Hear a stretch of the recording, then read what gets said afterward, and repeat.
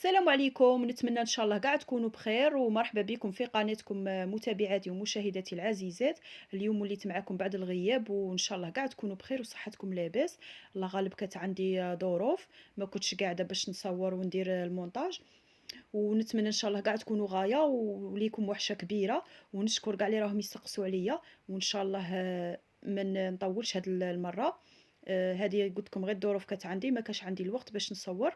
واليوم وليت معكم بوصفه ولا اروع تاع الطورنو، حلوى تقليديه جزائريه. غادي نديرها لكم بطريقه تقليديه ونديرها لكم بطريقه سهله. ولا بغيتوا تكتشفوا طريقه تحضير هاد الطورنو، قعدوا تابعوا معايا الفيديو الاخير وبسم الله نبدو في الطريقه. المقادير: عندنا غرفية تاع السكر، أنا درت غرفية تاع السكر وربيت عليها مبشور تاع حبة ليمون وخلطته معاها وخليته شوية. هذا سر باش الطورنو تاعكم يجيكم منكه والنكهة تاع الليمون تجي باينة فيه. درك نضيف رشة تاع الملح. هذيك الغرفية اللي وريتها لكم هي اللي قست بها السكر. البيض عندي 5 حبات تاع البيض كبير، لا كان عندكم البيض كبير كيما تاعي ديروا 5، ولا كان عندكم بيض شوية صغير ديروا 6 حبات. درك ضفت البيض على السكر ودرك غادي نخلط مليح. درت مغرف تاع لافاني، مغرف صغيره تاع لافاني، وخلطوا مليح حتى يذوب لكم السكر والخليط تاعكم يولي لكم ابيض. من بعد ضفت غرفيه تاع الزيت ونخلطوا. تبغوا تخلطوا بيديكم ولا تخلطوا بالفوي ولا تخلطوا بالباتير. خلطوا مليح الزيت حتى اللي يتجانس مع السكر والبيض.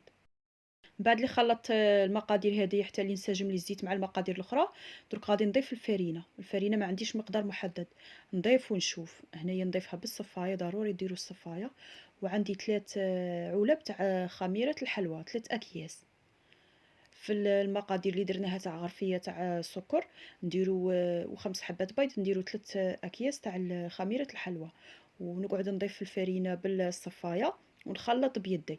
نقعد نخلط فيها ونلم في العجينه حتى اللي تتشكل عندي عجينه تكون طريه وتكون ملساء. دوك نوريكم العجينه اللي نتحصلوا عليها كيما هكا. العجينه تاعكم لموها مليح حتى اللي تحصلوا على كتله واحده، والعجينه تاعكم تكون ملساء باش الطورنو تاعكم يجيكم خفيف من الداخل. كيما راكم تشوفوا هذا هو القوام تاع العجينه، تجي الاستيك شويه، تجي تتعلوق. ودرك قسمتها على 3 قطع. ندي القطعه الاولى رش الفرينه باش ما تلصق لكمش في الطابله تاعكم. رشوا الفرينه باش كي ترفدوا الحلوى تاعكم ما تغبنكمش. هنايا نشكل بالوراق نحلها. هنا ضروري الوجه تاع العجينه يكون املس باش الطورنو تاعكم قلت لكم يجيكم خفيف وما يجيكمش من الداخل مكلز وثقيل. نديروا هذه الطريقه دايما العجينه لموها مليح، وكي تحلوها الوجه تاعها يكون املس، ما يكونش فيه هكا كي التكتلات وكاع. ودرك ديت الطوابع، كل وحده دير طابع اللي عندها. الحجم تاع الحلوى يكون كيما راكم تشوفوا فيه، السمك تاعها ما يكونش خشين بزاف وما تكونش رقيقه. كل وحده دير على حسب اللي تبغي. وهذيك العجينه اللي بقات نلمها بيدي، ما نعجنها ما والو، غير نلمها ونديرها على جهه. من بعد نولي لها نحلها، نحطها على جهه ونعاود ندي عجينه واحده اخرى ونكمل الطريقه. نطبع كاع الحلوى تاعي. هنايا هذه العجينه اللي حليتها الاولى، درك نزيد نكمل نعمر البلا ونولي. هنا عمرت البلا، درك غادي ندهنه بالصفار البيض. ضفت له مغرف صغيره تاع الزيت، ديروا معاه الزيت باش يعطيكم واحد اللمعان للطورنو تاعكم يجيكم لامع. هنا الحلوى تاعنا قلت لكم غادي نديرها تقليديه، غادي نديرها غير بالسكر. اللي تبغي دير فيرميسيل ولا تبغي دير جنجلان ولا تبغوا ديروا كوكاو. المهم انا عطيتكم الطورنو تاعي، هذه هي الوصفه اللي نعتمدها. والصراحه ما رانيش نشكر في روحي، بصح الطورنو تاعي كاع اللي يذوقه يعجبه، وكاع كنت نخدم لي كوموند تاع الطورنو وكانوا يدوه عليا بزاف ويعجبهم بزاف. هذه هي الطريقه تاعي اللي نعتمدها. ومرات كي يكون عندي النشاء نضيف 2 مغارف ولا 3 في هذه الكميه. انا ما عنديش اليوم، ما درتش النشاء، استغنيت عليه. وهذا هو الطورنو تاعنا تاع نهار اليوم. كيما شفتوه من الداخل ما يجيش معلك، يجي خفيف، ما يجيش ثقيل، يجي بزاف خفيف ويجي مقرمش.